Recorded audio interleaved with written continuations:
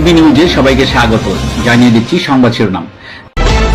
প্রবীণ রাজনীতিবিদ, মিরপুর থানার বিএনপির ত্যাগী নেতা, অন্যতম সদস্য মোহাম্মদ কামাল উদ্দিন মোল্লা ঢাকা 15 আসনে ধানের শীষ জয়ের বিষয়ে তিনি শতভাগ প্রত্যাশিত। ঢাকা 15 আসন থেকে বিএনপির ধানের শীষ প্রতীকে মনোনয়ন প্রত্যাশিত হয়ে দিন রাত দলের জন্য কাজ করে গিয়েছেন বিএনপির অন্যতম সদস্য মোহাম্মদ কামাল উদ্দিন মোল্লা।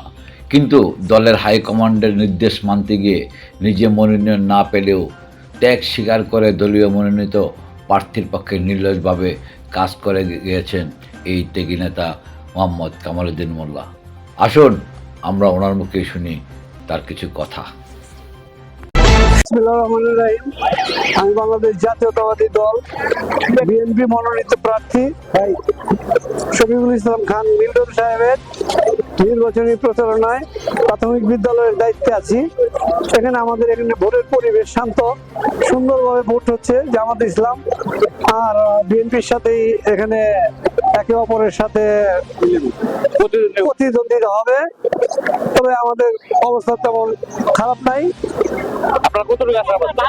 আমরা 100 ভাগ আশাবাদী, কারণ সাবেক বর্তমানে যে শফিকুল ইসলাম সাহেব দাঁড়াইছেন, উনি পূর্ব নির্বাচনে বিভিন্ন জায়গায় অংশগ্রহণ করে তিনবার হ্যাট্রিক হাইরা গেছে।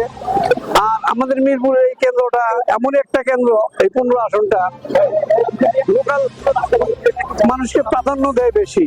যেমন ডক্টর কামাল, উনি একজন আন্তর্জাতিক খ্যাতি সম্পন্ন আইনজীবী, সে মিরপুরের লোকাল মানুষের কাছে হাইরা গেছে 2 বার। নন মেট্রিক হারুন রশিদ মোল্লা বিএনপির মনোনীত প্রার্থী ছিলেন, ওনার কাছে হাইরা গেছে 1 বার। তবে বহিরাগতদেরকে এই এলাকার মিরপুরের মানুষটা একটা আলাদা চোখেই দেখে।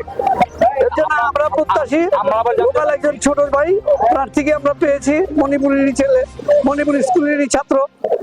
এই মিরপুরেই তার বিচরণ, মিরপুর পল্লবী নিয়ে সে চলছে এবং ভালো যোগ্য ইয়াং ছেলে।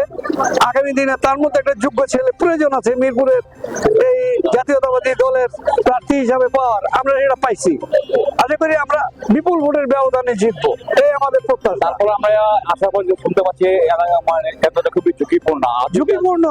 এটা হয়তো মানুষ বলে, কিন্তু আশাবাদী আমরা, এটা আমাদের কেন্দ্রে কোনো ঝুঁকিপূর্ণ অবস্থা নাই। এখন অবধি সুস্থ আছে।